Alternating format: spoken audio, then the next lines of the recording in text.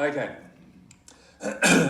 So a couple of years ago when we were doing really early research and development for homelive, I was really fortunate to spend several meetings with one of the top performing agents in all of Australia. It was fascinating to see what a person at the peak of our industry is doing and how they think about the future of technology and just the industry at large. About halfway through those sessions, there was one thing in particular that he said to me that really stuck with me. He said, there we go. Luke, my biggest fear is that my job will be reduced to just opening the front door. It's a pretty disarming thing to say, really. And it's an insight that we've really carried with us in the development of homelive. So today there's really two things that I'd like to do. One is to share an idea with you. And that idea is that the real estate tech revolution is still very much in front of us, and far from replacing agents, at homelive we believe it's going to be powered by them. And secondly, I'd like to give you a few principles that you can take with you to help you think about what sort of technologies you might want to adopt and which ones you might want to leave behind. So the best way to do this is to take a bit of a step back in history, about 20 years ago.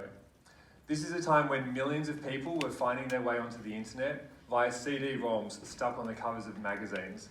It's a pretty funny, quaint thing to think about now.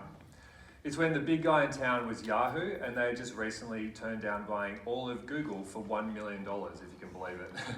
Bummer. And our friends from REA were still a relatively small startup, not long out of their founder's garage. So a huge amount of innovation has happened since then, and it's largely in the category of digitization. That is, taking what we were already doing offline and putting it online. There are loads of examples of this, but to illustrate the point, I'll just give you two quickly. One, of course, are the portals. They took our classifieds, put them online in a single place, and in doing so, they've made a really powerful way for agents to create awareness of their property listings. Another example would be the old Rolodex and filing cabinets. Those have been replaced by CRMs, and in doing so, agents can be far more data-driven in their approach to both vendors, buyers, and renters. So this digitization has taken place over the last 20 years, and it's obviously transformed the industry in a huge way. But we really think of this as that first wave of innovation. What we've seen a lot less of are entirely new ways to interact with people. That is, ways that there is no offline equivalent. This is what we think of as the second wave of innovation, and it's where I believe, and homelive believes, is the real opportunity for that technology revolution to take place. So what are the ingredients for a technology revolution? I actually lived in Silicon Valley for many years, and I happened to be there at the time when Facebook and Twitter and those huge social media companies were little startups. And I, in fact, was involved in building a social media company there. And so I've seen firsthand what it takes to create these sort of world-changing companies, and they tend to have four ingredients in common. Their products and services are personalized. What that means is, I don't want the same experience as everyone else. And you can really see this with the difference between broadcast TV and services like Netflix, where we could take any two people in this audience and their Netflix accounts will look totally different. Similarly, it needs to be convenient. That means on my device, wherever I am, whenever I want it. It needs to be engaging. This is obviously really subjective, this one, but today that means, fun, immersive, interactive, live, but the bar is always being raised with that, so that will be different in years to come. And of course, useful. I think it would probably bum everyone out hugely if I put up a bunch of statistics about how time poor we are. Suffice to say that if it's not really useful, then it ain't going to be around for too long. And so that brings us nice and neatly to homelive. So homelive is the world's first live streaming platform designed specifically for the real estate industry. It puts agents front and center to conduct live walkthroughs of their property listings and stream them out to a global audience of buyers and renters. The experience of running live streams should be really familiar for all of us. The workflow is very much like scheduling an open home. You've got the apps for the agents, you have all of your property listings in there, and you create your streaming schedule. You market that out through all the same channels that you would for your opens. And then when it comes to showtime, you open up the agent app, which is available for iOS and Android. You have a screen like this, which looks just like your camera on your phone with a bunch of extra tools on there just for agents. So you can see everyone who's RSVP'd for that stream, who's actually viewing. There's a messaging solution in there, and so all of the viewers can send messages that are private to you. So you can't see each other's messages, so they can ask you private questions if they choose to. And you just conduct the walkthrough. It's really conversational, free-flowing kind of chat, but you're just talking out to a whole bunch of people worldwide. Once you finish the stream, you'll get a verified list of names, phone numbers, and email addresses from everyone who's viewed that stream. You'll also get an indication of their interest level, so you can prioritise how you follow up with them. You'll get a copy of the video that you can do whatever you like with it. And you'll also get a report that you might choose to integrate into your vendor report or just use for your own sort of analysis. This is the agent web backend as well. The experience for consumers is similarly really familiar. If you're on the go, you can use our mobile apps. As you can see here, there's a stream running. You get all of the usual property info. You can also register for the streams there and so forth. You've got all of the same info you might get out of a portal. So you've got the description, photos, floor plans, and what have you. You can also go to our website, home.com.au. And our newest feature, which I'm really excited about, is you can actually embed these streams directly into your website. So it's fantastic from a sort of brand development perspective. You're not sending people elsewhere, they're coming to your website, watching you do a live stream through your properties. You might ask, am I about to get the hook to pull me off stage? No. So let's talk about, is this useful? So is this just another marketing tool, or where does this actually fit into the bigger picture?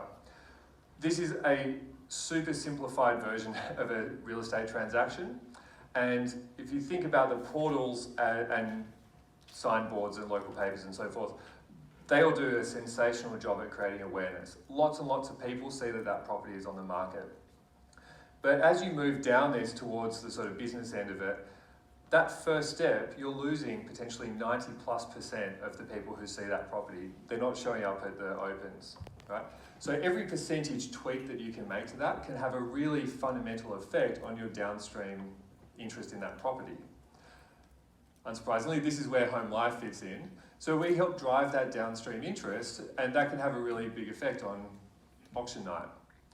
I should also add though that we're seeing another sort of emerging behaviour here, which is on the other side of awareness, which is it's a great tool for gauging interest while off market. So you can go to your own database. It's a huge value add for people to be in your database and say, we've got this property, it's off market, I'm going to do a bit of a live walkthrough, tune in, see if you're interested in it. And you can just gauge that interest before you commit to a larger marketing spend.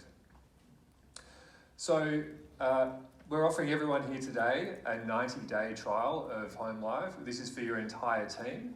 It's obviously quite a long period, but the idea is that you can really get comfortable with it, get it integrated into your business before deciding to commit to it.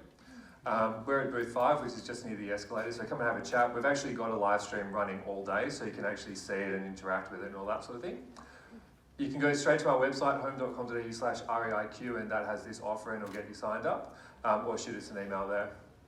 The last thing I'll say is there is a really, really exciting future ahead for real estate. Exactly how that plays out is largely down to everyone here. The technology choices that you make will have a huge impact on how this plays out. And so I'd urge you to be really selective about the technologies that you choose.